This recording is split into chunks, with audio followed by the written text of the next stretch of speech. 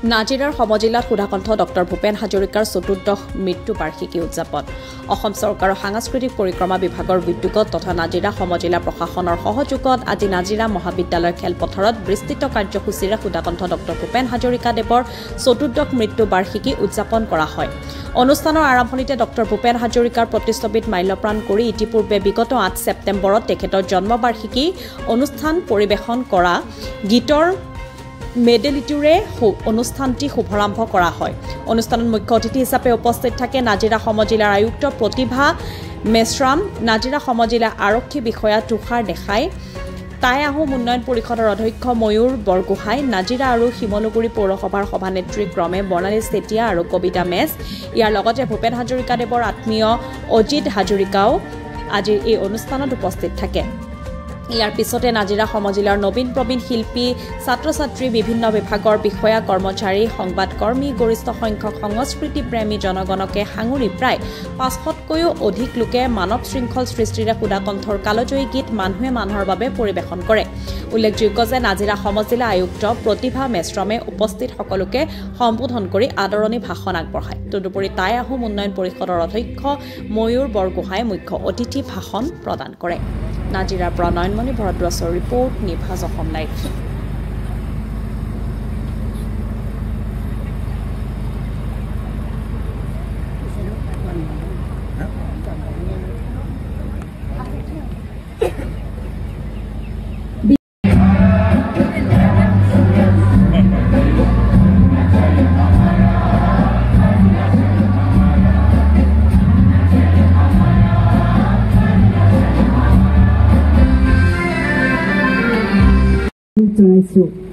আমাৰ মাজত আহি উপস্থিত হৈছেহি নাজিৰা পৌৰসভাৰ সভানেত্ৰী শ্ৰীযুতা বৰ্ণালী চেতিয়া বাইদেউকো স্বাগতম জনাইছো আৰু শ্ৰদ্ধাঞ্জলি কাৰ্যসূচীত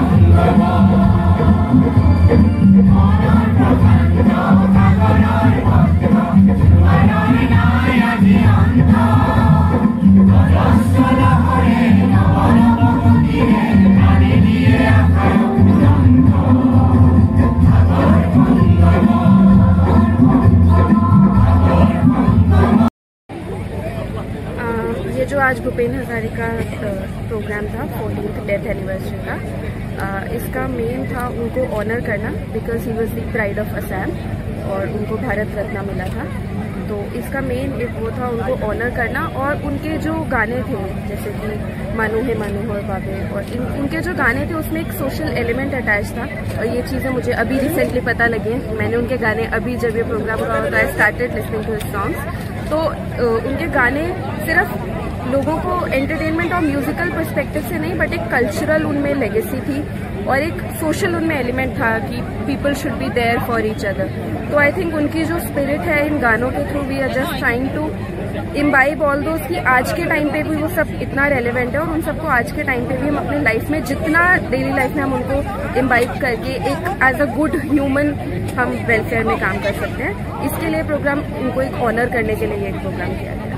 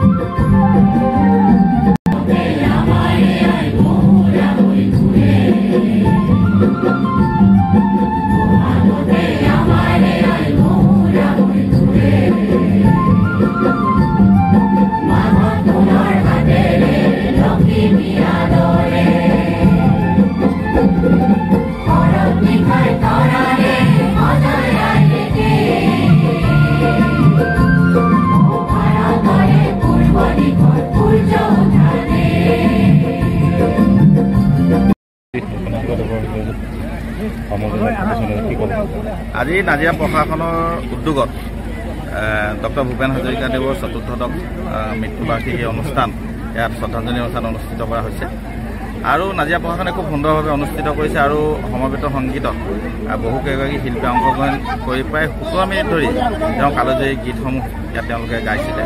গতিকে এটা সুন্দৰ পৰিৱেশৰ মাজত সুন্দৰ অনুষ্ঠান অনুষ্ঠিত কৰাৰ বাবে নাজিৰা প্ৰশাসনৰ প্ৰত্যেকজন বিষয় বিভাগ সমায়ুক্তভাৱে পৌঁছকৈ সকলোকে আমি ধন্যবাদ জ্ঞাপন কৰিছোঁ।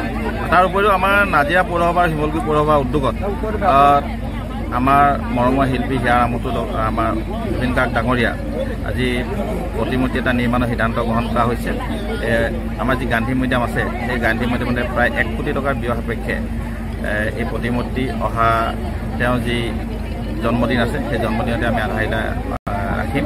গতিকে এই অনুষ্ঠানৰ যোগেদি আপোনালোকৰ যোগেদি আমি সমূহ নাজিৰাবাসী ৰাইজক সেই অনুষ্ঠানত উপস্থিত থাকিবৰ কাৰণে আমি অনুৰোধ জনাইছোঁ। আৰু আমি দেখিছোঁ বহু মানুহে যি মানুহে নিজৰ জীৱনৰ কাহিনীও জুবিন গাৰ্গৰ কথা এষাৰো লিখি পোৱা নাছিলে, এনেকুৱা মানুহ আজিৰ তাৰিখত গোটেই বিষয়টো ৰাজনীতি কৰিব লাগিছে।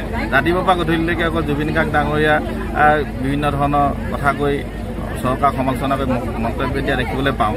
কিন্তু আজি ডক্টৰ ভূপেন হাজৰিকাদেৱৰ যি শ্ৰদ্ধাঞ্জলি অনুষ্ঠান এই শ্ৰদ্ধাঞ্জলি অনুষ্ঠানত উপস্থিত থাকিবলৈও তেওঁলোকৰ সময় নহয়। কিন্তু ভাবিছে এইটো অনুষ্ঠানত উপস্থিত থাকিলে হয়তো ভোটৰ অংক নিসিজিব। তেনেকুৱা হ'লে তেওঁলোকে এই ধৰণৰ যি মনোভাৱেৰে আজিৰ তাৰিখত যিসকলে হোৱা সাংস্কৃতিক প্ৰেমী হৈ ৰাজনীতি কৰিবলৈ আগবাঢ়ি গৈছে, ৰাজনীতি পথাৰখনকো তেওঁলোকে মূল্যায়ন কৰিছে, এনেধৰণৰ মানুহৰ পৰা নাজিৰাবাসীক আমি সাৱধান থাকিবলৈ অনুৰোধ জনাইছোঁ।